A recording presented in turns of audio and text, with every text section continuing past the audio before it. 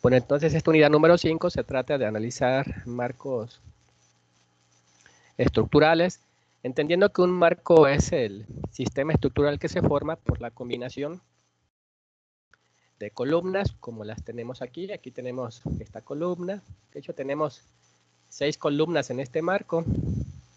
Estas 3 de la planta baja y estas otras 3 del primer nivel. Y por vigas, en este caso tenemos 4 vigas, la GH, HI, DE y EF.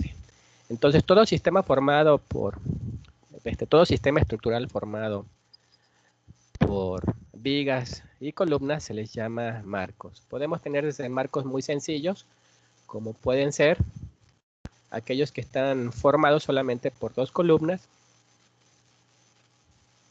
una viga y por otra columna, y debidamente apoyadas, digamos.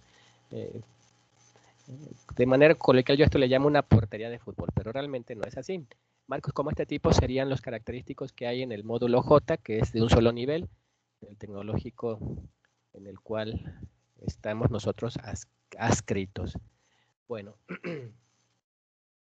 entonces en este caso tenemos este marco que se delinea a través de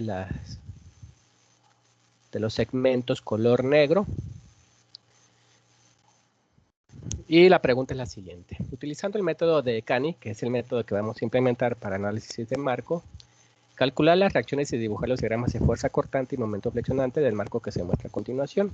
Es decir, a este marco le vamos a hacer lo mismo que le hicimos en la unidad número 3, en la unidad pasada que analizamos a las vigas hiperestáticas, pero aquí lo vamos a hacer sobre marcos.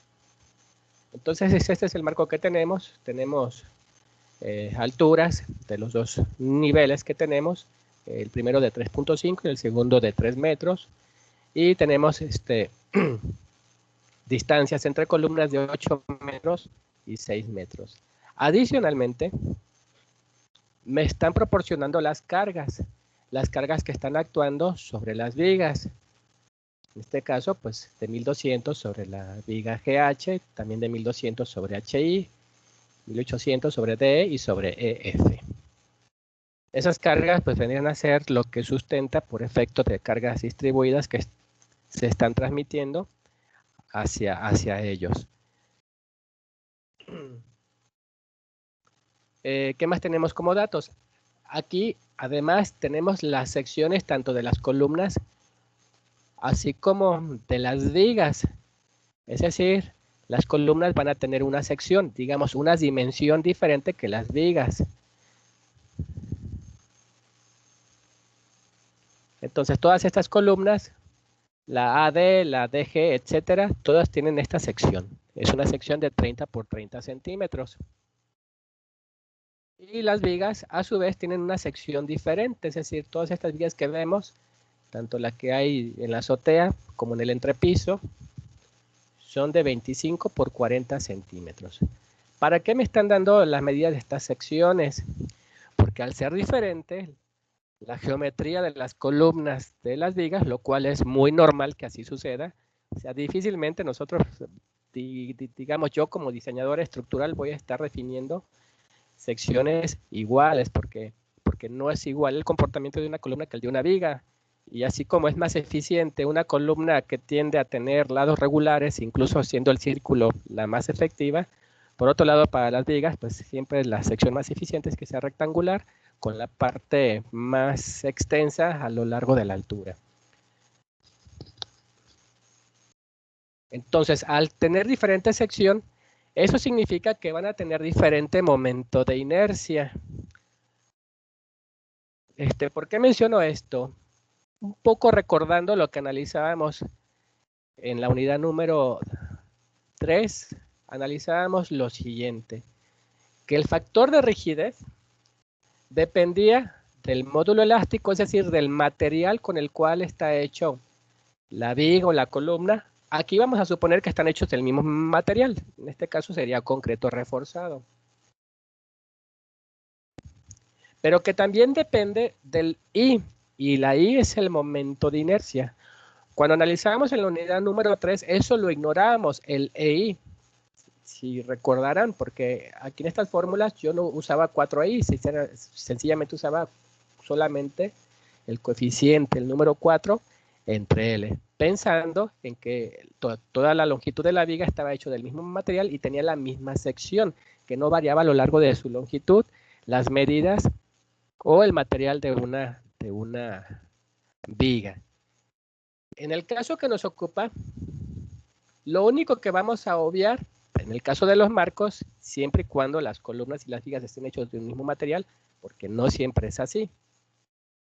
Entonces, vamos a obviar el módulo elástico, porque eso depende del tipo de material, pero lo que no podemos obviar, es decir, lo que sí hay que considerar y hay que calcular, es la afectación que tiene a consecuencia de una geometría diferente. Y esa geometría diferente tiene su repercusión cuando estamos calculando el momento de inercia, la I. Esa es la razón por la cual esto también lo necesitamos como dato. Bueno, y este sería el contexto del marco que se va a analizar, que les voy a explicar a lo largo de las siguientes 2 semanas. Digamos, hoy no voy a terminar de explicarlo, ni la siguiente clase. Voy a tomarme mi tiempo para que ustedes vayan asimilando y vayan aventajando su trabajo conforme voy haciendo la explicación de cada uno de los pasos que tienen que estar involucrando. Bueno, lo primero que tenemos que hacer, como también en su momento en las vigas hiperestáticas les indicaba, es el paso 0. Sencillamente vamos a identificar las reacciones que debemos calcular, porque sin las reacciones pues no va a ser posible que podamos dibujar los diagramas de cortante y los diagramas de momento. Entonces siempre lo primero que tenemos que calcular, para vida de poder calcular los elementos mecánicos que son los cortantes y los momentos, es identificar cuáles son las reacciones que vamos a calcular.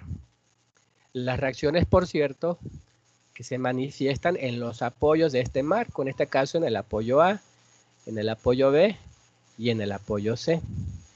Todas estas demás letras que aparecen aquí, D, E, F, G, H, I, son nudos. Estos ya no son apoyos, estos son los nudos que se generan al momento de unir o en la intersección de las columnas con las vigas. De cualquier forma hay que identificarlos para saber en qué nudo estamos calculando lo que se vaya solicitando en cada uno de los pasos. Pero de inicio, entonces les decía yo, las reacciones las tenemos pues en los apoyos, el apoyo A, el apoyo B y el apoyo C. ¿Qué tipo de apoyos tenemos ahí en A, B y C?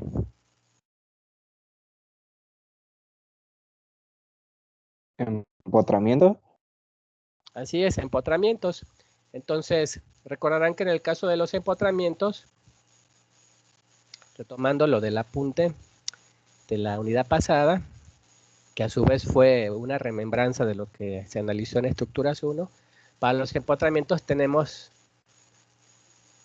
en el plano todas las restricciones, es decir, se manifiestan todas las reacciones, la horizontal, la vertical y el giro. Luego entonces, en cada uno de estos apoyos, tanto en A como en B como en C, al ser empotramientos, según indicaba su compañero acertadamente, entonces vamos a tener 3 reacciones. En total entonces van a ser 9 las reacciones que vamos a calcular. Las reacciones horizontales, una por cada uno, reacciones verticales, también una por cada uno, y los giros. Entonces en este paso 0, porque todavía no estamos haciendo ningún cálculo, sencillamente reproducir este dibujo, si ustedes quieren, ya sin las medidas, etcétera, y manifestar o indicar entonces las reacciones que vamos a tener en cada uno de los 3 apoyos, en A, en B y en C.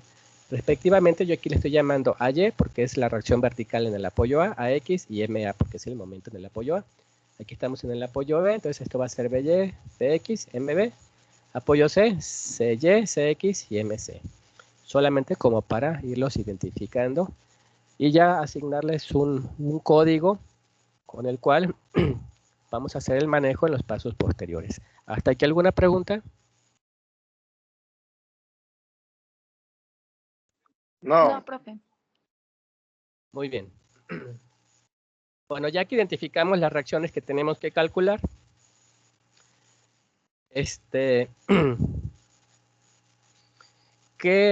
bueno, antes de decirles, yo quiero preguntarles, como para y relacionando lo que vimos en la unidad 3 con lo que vamos a ver en la unidad número 5. Después de que identificábamos las reacciones en el caso de las vigas hiperestáticas de la unidad pasada, ¿qué era lo que hacíamos como paso inicial? Calcular los momentos de empotramiento. Así es. Entonces aquí vamos a hacer lo mismo. Vamos a calcular los momentos de empotramiento. Y los vamos a calcular con las mismas fórmulas que analizamos en la unidad anterior. Entonces, como referencia, se van al apunte de la unidad pasada, identifican su formulario de momentos de empotramiento y este es el formulario que vamos a usar para calcular los momentos de empotramiento. Los momentos de empotramiento, no importa el método que estemos usando, se calculan igual. Ya sea el método de Cross, que analizamos en la unidad número 3, o el método de Cani, o cualquier otro método que apele al cálculo de los momentos de empotramiento para poder plantear la solución y análisis de estructuras hiperestáticas. Ahora bien, ¿cuáles son los momentos de empotramiento que vamos a calcular? Solamente los que están actuando en las vigas, porque pues evidentemente cuando están actuando sobre columnas, de esa manera no quedan definidos momentos de empotramiento, siempre están definidos sobre las vigas. Bien, entonces, ¿qué vigas tenemos aquí? Como para ir pensando cuáles son los momentos de empotramiento que vamos a calcular. Bueno, se los voy a ir enumerando. Tenemos la viga DE. Tenemos la viga EF. La viga GH. Y la viga HI. En total son 4 vigas las que tenemos, separadas pues por el nudo o el punto en el cual se unen con una columna. ¿Hasta ahí queda claro entonces cómo identificar las vigas que están actuando en un marco? Sí. De acuerdo, entonces son en total 4 vigas las que tenemos en este ejemplo que les voy a explicar. Ahora bien, recordarán ustedes que los momentos de empotramiento se calculan para un mismo claro, pensando en que DE pues es un claro, EF es otro claro, etcétera. Para un mismo claro se calculan en ambos sentidos, si lo recuerdan, ¿verdad? Por ejemplo, cuando analizábamos vigas calculábamos de A a B y de B a A. ¿Recuerdan eso? Sí. Sí, profe. Muy bien, pues aquí tenemos que hacer lo mismo, tenemos que calcularlo en ambos sentidos, de tal manera entonces que aquí vamos a calcular un total, o más que calcularlos, vamos a dar de alta, porque finalmente si son iguales, pues con un solo cálculo basta. Vamos a dar de alta, o tenemos que dar de alta, 8 resultados de DAE, de EAF, de DAE, de EAD, EF, FE, GH, HG, HI e IH, es decir, 2 momentos de empotramiento por cada uno de los claros, tal como sucedía también con las vigas hiperestáticas. Aquí en este caso, en este ejemplo, decidí yo hacerlo como un poco más sencillo en la explicación, porque ustedes, mal que bien, entiendo que ya tienen un cierto manejo, si no dominio, cuando menos manejo y conocimiento del cálculo de los momentos de empotramiento. Así que aquí en este ejercicio lo importante para mí, en cuanto al enfoque que le estoy dando a la explicación, no es cómo calcular los momentos de empotramiento, sino el desarrollo del método de Canning como tal. Por eso escogí ponerles cargas distribuidas tanto en la parte de la azotea como en el entrepiso. Entonces, insisto, al igual que hacíamos con el método de Cross para vigas hiperestáticas, tenemos que separarlos en claros. Entonces tenemos de E, F, GH y HI, y para cada claro tenemos que calcular los momentos de empotramiento en ambos sentidos, de izquierda a derecha y de derecha a izquierda. Centrándonos en un solo claro, digamos en el DE, y comparamos eso con el formulario que tenemos acá de momentos de empotramiento, ¿cuál fórmula tendríamos que aplicar?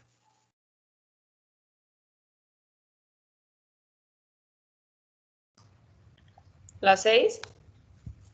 La 6. Así es.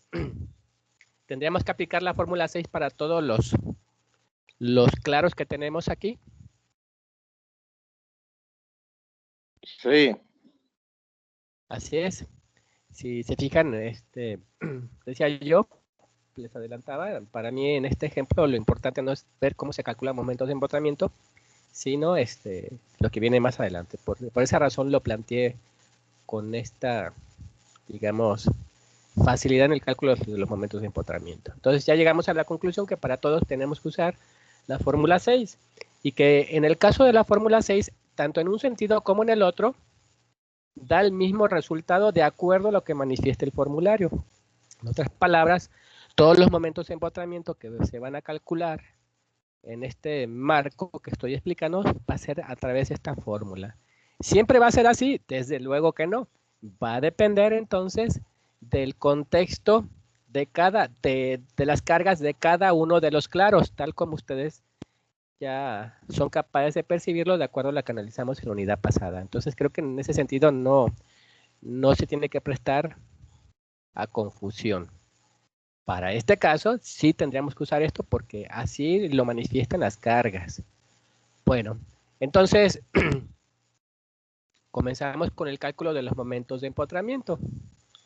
En ese caso yo comencé con el claro D. Y en el claro D lo discreciono, es decir, lo segmento, lo dibujo como para estar entonces en lo dicho de que efectivamente esto se parece a la fórmula 6. Y la fórmula 6 es WL cuadrado entre 12. Entonces aquí tengo la fórmula, la enuncio y a partir de ahí sustituyo los valores. W que es igual a 1800, L que parece claro es igual a 8 al cuadrado de acuerdo a la fórmula y entre 12 porque eso es parte de la fórmula, el 12. Y en este caso estoy dando de alta que el momento de empotramiento de D a E va a ser igual al momento de empotramiento de E a D, como para no estarlo calculando dos veces porque sabemos que es el mismo valor. Y sencillamente hago una sola operación. En este caso me da 9600 kilogramos metro. Y así para cada uno de los demás claros. Como, insisto, tomando como referencia, como base lo que ya hicimos en la unidad número 3. Entonces se pasan al siguiente claro, el EF, lo dibujan, identifican la fórmula que le corresponde, para este caso es la misma, y WL cuadrada entre 12 y se sustituyen los valores. W sigue siendo 1800, pero ahora la L es igual a 6 metros, de acuerdo a lo que tenemos aquí. 6 metros. Y entre 12 va a dar 5400, en este caso sería el valor de EF y de FE.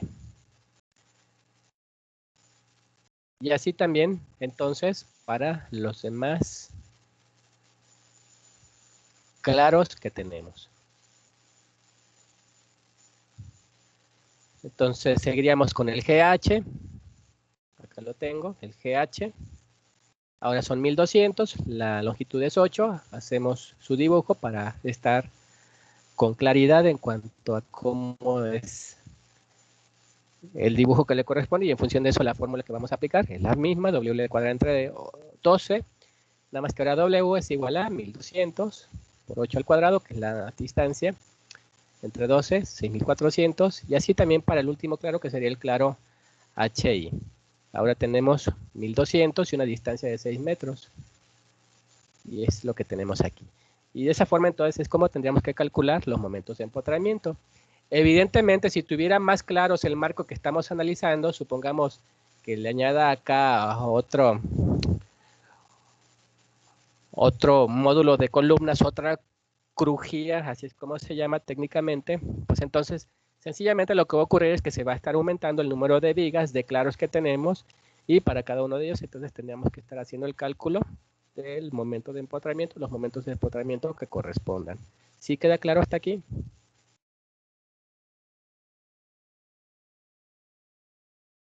Sí. Sí. Sí. Muy bien, y con eso entonces, con el cálculo de los momentos de empotramiento, y una vez que se hayan calculado todos ellos, se termina entonces con el paso número 1, que ya sería el paso número 1 operacional, operativo. Recordar que la identificación de las reacciones yo le llamo el paso 0. Bien.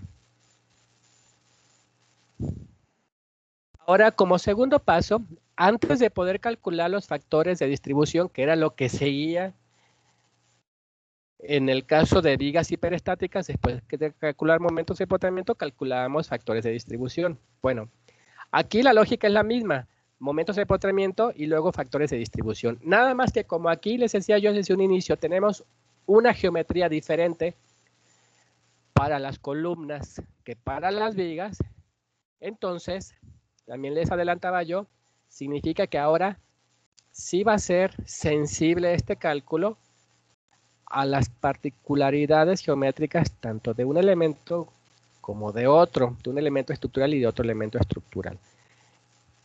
Esas diferencias se manifiestan en el cálculo del momento de inercia, que a su vez tiene su consecuencia en los factores de rigidez, que son necesarios para poder calcular los factores de distribución, según lo que observábamos al principio de la explicación y lo que ya sabemos que sucede con base a lo que analizamos en la unidad pasada. Bueno, entonces, en este paso vamos a calcular los momentos de inercia relativos. Perfectamente nada más pudiéramos calcular los momentos de inercia, solamente que como los momentos de inercia son cantidades regularmente muy grandes, entonces estar manejando cantidades muy grandes para operaciones con cantidades más pequeñas va a hacer que me dé con muchos puntos decimales. Bien, para evitar eso entonces vamos a calcular las inercias relativas, es decir, momentos de inercia relativas. Es muy fácil de calcular. Partimos siempre del cálculo de los momentos de inercia de cada uno de los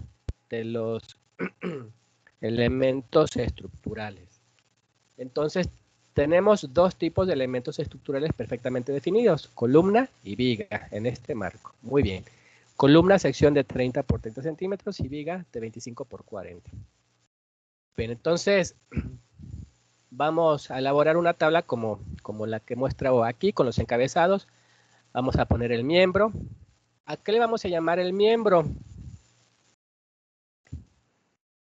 Vamos a llamar miembro, ya sea que sea una columna o bien una viga. Perfectamente ahí en lugar de miembro le pude haber puesto elemento estructural y no pasa nada. El punto es que ustedes entiendan qué es lo que están haciendo. Entonces tenemos dos tipos de miembros, la columna y la viga. Damos de alta tanto la base como la altura.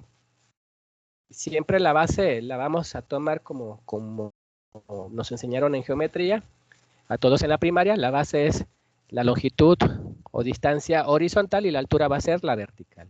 De tal manera entonces que en la sección de la columna tenemos una base de 30 y una altura de 30 centímetros, y para la viga de 25 por 40, base y altura. Base y altura.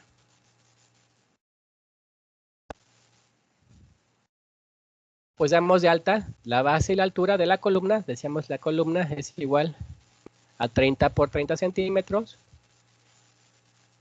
Y la viga es de 25 por 40. Bueno, a partir de esos valores geométricos que tenemos, podemos calcular su momento de inercia. ¿Cómo lo vamos a calcular? De acuerdo a lo que analizamos el semestre pasado para el cálculo de momentos de inercia. Voy a refrescarles un poco eso porque seguramente no lo recuerdan. Sin embargo,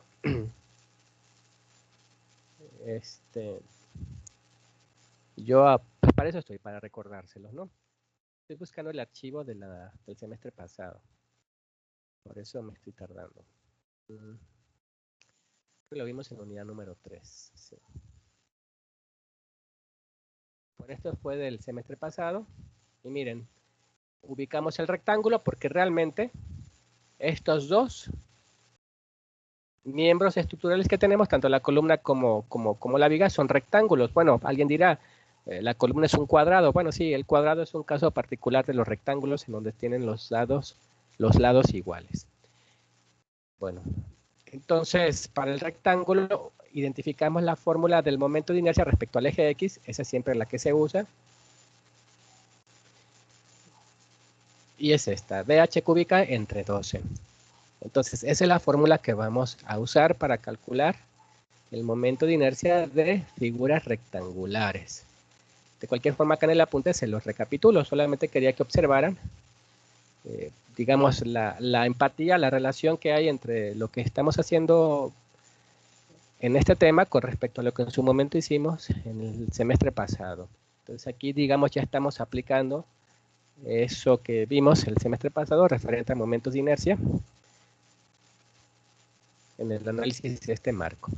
Bueno, entonces tenemos que aplicar esta fórmula pH cúbica entre 12, tanto para la columna como para la viga. En el caso de la columna, pues queda expresada en estos términos, sabiendo que su base es igual a 30 centímetros y su altura es igual a 30 centímetros, entonces 30 por 30 al cubo entre 12 y da 67.500. Y también con esa fórmula entonces hacemos lo que corresponde para la viga, es 25 por 40, entonces 25 por 40 al cubo, que es la altura, de acuerdo a lo que señala aquí la fórmula, entre 12. El 12 es porque así dice la fórmula, esa cuestión no la tienen que cambiar. Y da 133.333.33. Bueno, esos valores hay que escribirlos aquí, en esta siguiente columna, que es el IX, va a estar en centímetros a la cuarta. Recordar que los momentos de inercia se miden en unidades de longitud a la cuarta. Bien, les decía yo hace un momento, me puedo quedar con esta cantidad, pero resulta que es muy engorroso estar manejando cantidades con muchísimas cifras decimales. Por esa razón se usa artilugio, si vale la expresión, ingenieril, que corresponde a usar la parte proporcional de cada una de esas inercias calculadas, y a eso se le llama inercia relativa. ¿Cómo se calcula la inercia relativa? Que la vamos a representar como IR, y que es, digamos, el símbolo del momento de inercia, y el subíndice R corresponde a que es la inercia relativa. Bueno, ¿cómo vamos a calcularla? Es muy sencillo. Siempre vamos a partir de la menor de las cantidades. Miren, aquí está la fórmula. Ahorita se las voy a explicar. Dice aquí que la inercia relativa va a ser igual a la inercia del miembro o elemento estructural en el cual estoy posicionado, el cual estoy analizando, entre el momento de inercia mínimo calculado. Antes de ver la tabla, voy a ponerles algunas suposiciones, algunos ejemplos. Supongamos que yo calculé una inercia 1, por ponerle alguna identificación.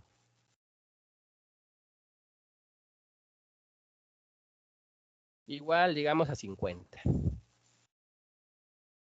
Una inercia 2, igual a 100. Una inercia igual a, digamos, inercia número 3, igual, por poner números cerrados como para que sea fácil la explicación que voy a hacer. Bueno, entonces la inercia 1, 50, inercia 2, 100, inercia 3, 150. Y pensemos en que quiero calcular la inercia relativa de cada una de ellas.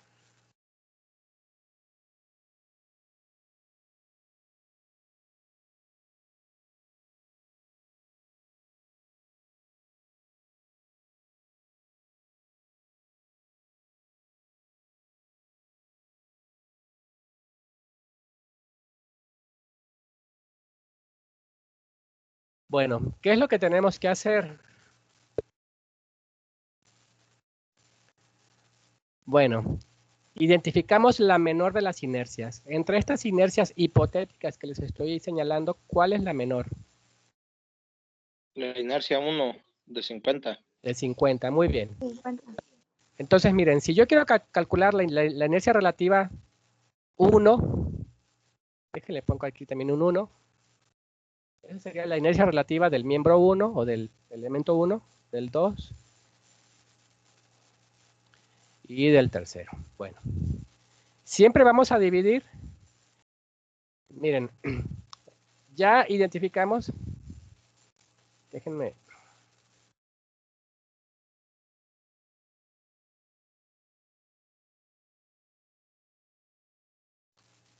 Que la inercia mínima es igual a 50. Muy bien.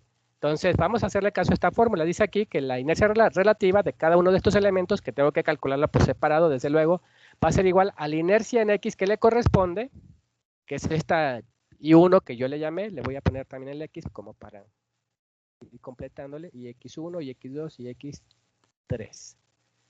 Bueno, para este caso, supongamos que quiero calcular la inercia relativa del elemento 1. ¿qué tendría que hacer? ¿Cómo quedaría expresada la operación?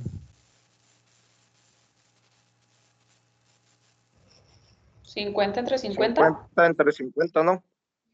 Así es, y sería igual a 1. Si quisiera calcular la inercia relativa del elemento 2, ¿cómo quedaría? 50 entre 100. 100 entre 50. Entre 50. Así es, 100 entre 50. Lo único que va a estar cambiando aquí es el numerador. El numerador va a ser el valor de la inercia que tengo en el elemento que estoy analizando. Lo que va a ser común para todos es la inercia mínima, porque esa no cambia. Para todos el mínimo es 50, porque es el mínimo de los 3 calculados. En este caso, la inercia relativa sería igual a 2. Y del último elemento, ¿cómo quedaría la operación? 150. 150 entre 50. Así es. Y entonces, si yo quiero expresar las inercias que calcule para estos 3 elementos como inercia relativa, sería 1, 2 y 3. Y así los manejaría en los cálculos posteriores. Bueno, aquí es exactamente lo mismo. Entre estas dos inercias calculadas, ¿cuál es la menor? 67.500. 67.500. Así es. Y entonces, la inercia relativa de la columna, ¿a qué sería igual este valor que tengo aquí oculto? A 1. A 1, efectivamente, porque siempre que divido la menor de las inercias relativas entre la inercia mínima, pues siempre me va a dar 1. Bueno.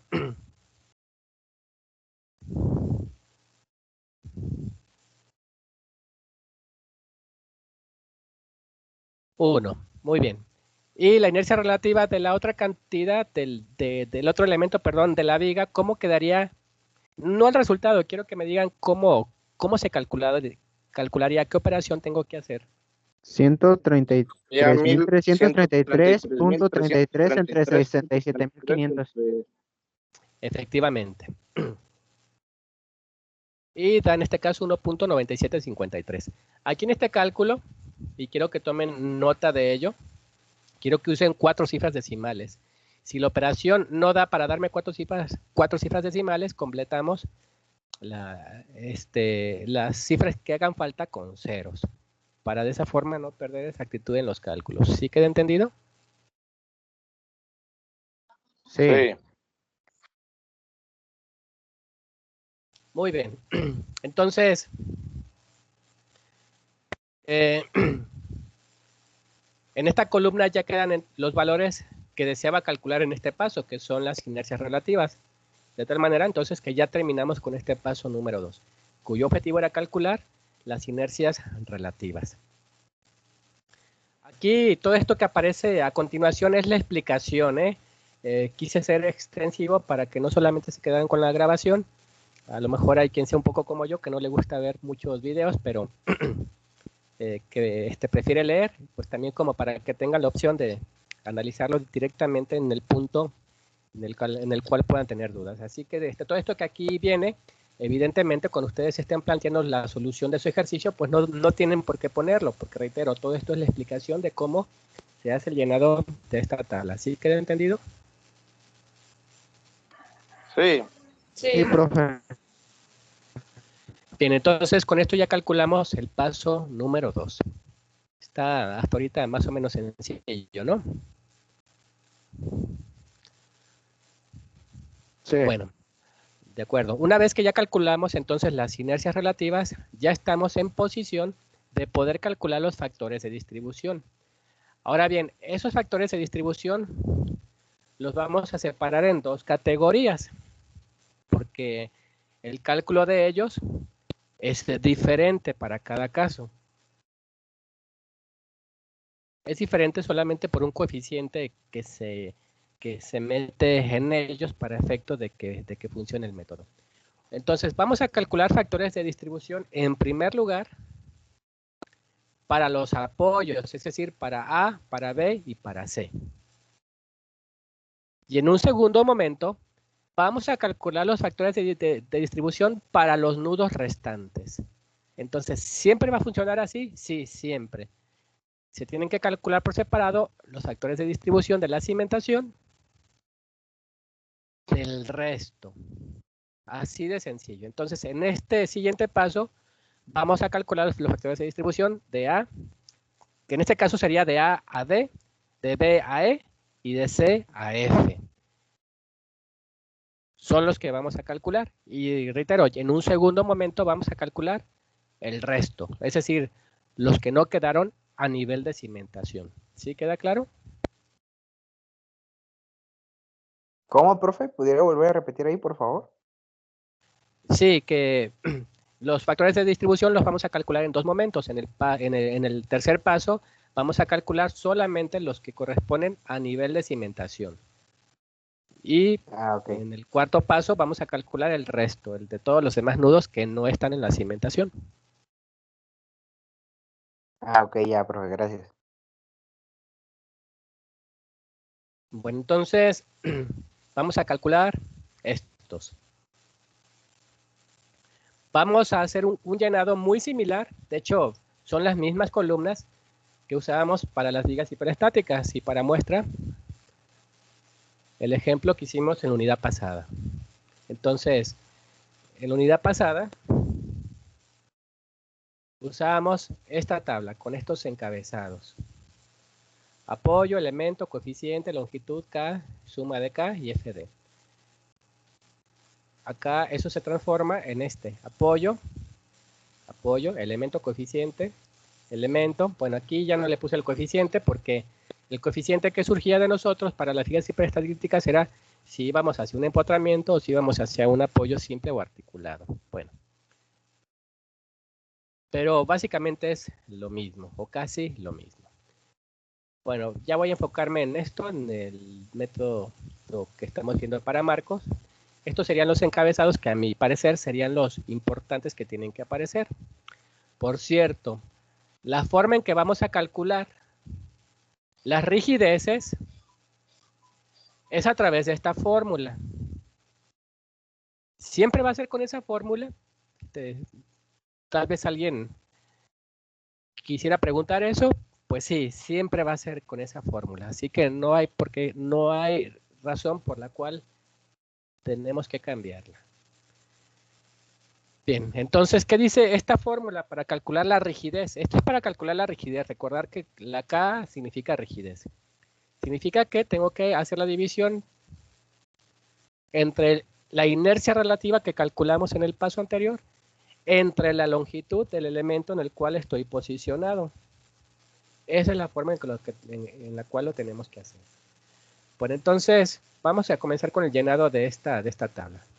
¿Qué vamos a poner como apoyo? Pues los apoyos que tenemos, A, B y C. A, B y C. Después, en elemento, ¿qué vamos a ponerle? Vamos a poner los elementos que se proyectan a partir de cada uno de estos apoyos. Supongamos, en el apoyo A, el único elemento que se proyecta, y ustedes no me dejarán mentir, es el elemento AD. ¿Sí están de acuerdo? Sí. Sí. Bueno, y más que estar de acuerdo, más bien la pregunta correcta sería, ¿sí queda entendido entonces?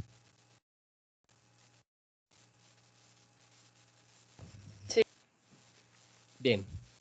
Por otro lado, bueno, y es el único elemento o miembro que se proyecta a partir del apoyo A. Después, en el apoyo B, el único miembro que se proyecta es BE. Y finalmente, en el apoyo C, el único elemento que se proyecta es el elemento CF.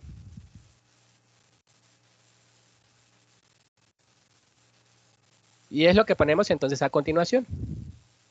De A, pues a D, según veíamos acá. De B, BE y de C, CF. Son los que tengo aquí. Después, ¿qué longitud tenemos para cada uno de esos elementos? Pues vamos al dibujo original. De A a D, de B a E y de C a F tenemos la misma longitud. Y esa longitud es igual a 3.5 metros. Entonces, para los tres sería la misma longitud. Ahora bien, vamos a calcular el KI, es decir, la rigidez. Con esta fórmula, decía yo, vamos a dividir la inercia relativa entre la longitud que tenemos. ¿Cuál longitud? Esta que estoy dando de alta en esta tabla y que sacamos del dibujo original del marco que estamos analizando.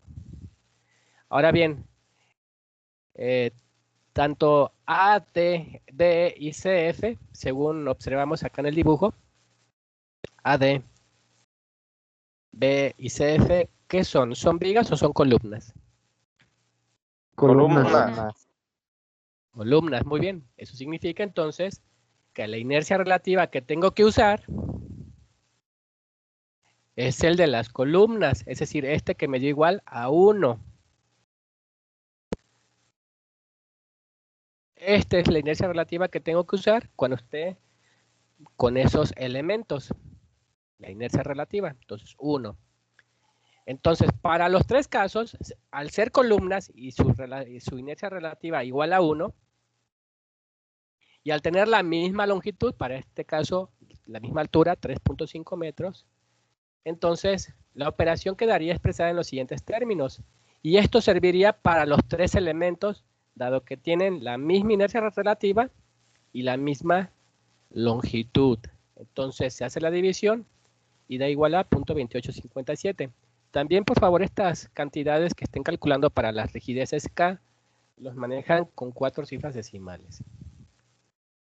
Entonces, este valor sería igual a, para los tres elementos, 0.2857. Ahora bien, en la siguiente columna dice acá la sumatoria de las rigideces. ¿Cuáles son las rigideces que tengo que sumar? Todas las rigideces que estén en los apoyos. En este caso solamente tenemos 3 apoyos, pues voy a sumar estas 3 rigideces. Sumamos esto más esto y más esto. Y da igual a 0.8751.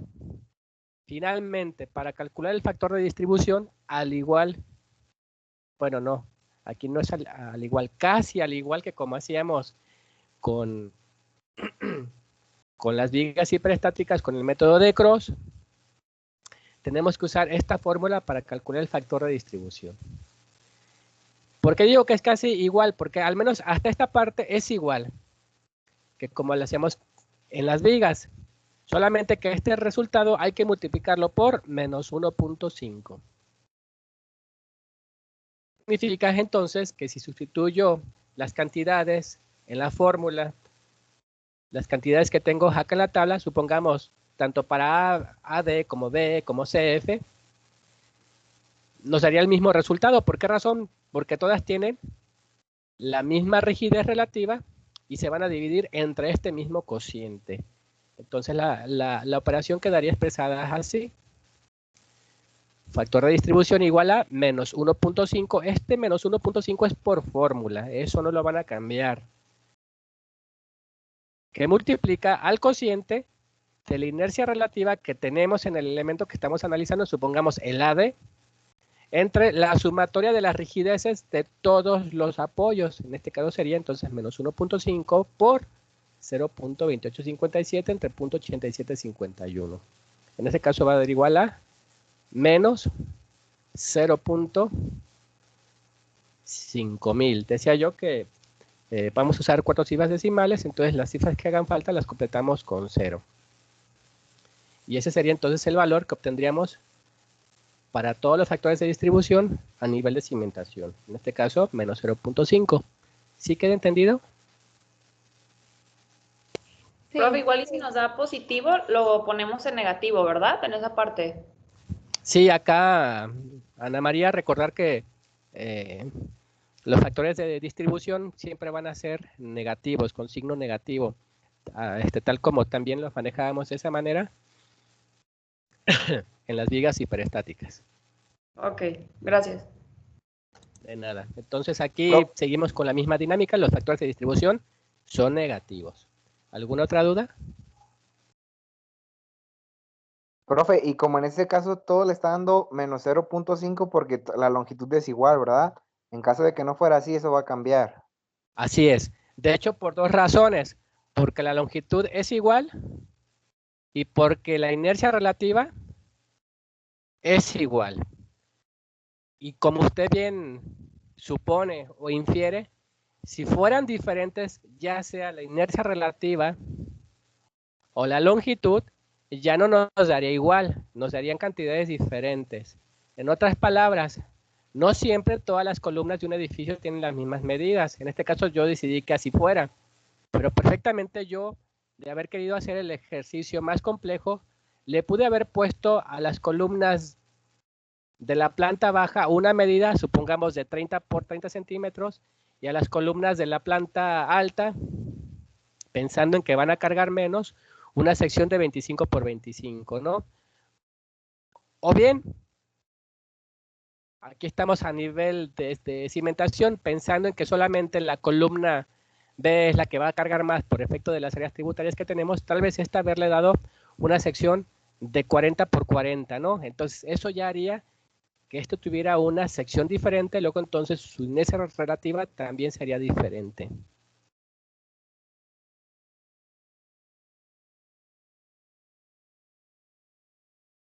Y al ser diferente la inercia relativa, luego entonces, pues también el factor de distribución. Total, una serie de consecuencias que sucederían. De cualquier forma, no hay forma de perderse si ese fuera el caso. Sencillamente vayan haciéndole caso a las fórmulas que aquí aparecen y no hay forma, reitero yo, de que se pierdan en ese sentido. ¿Alguna otra duda?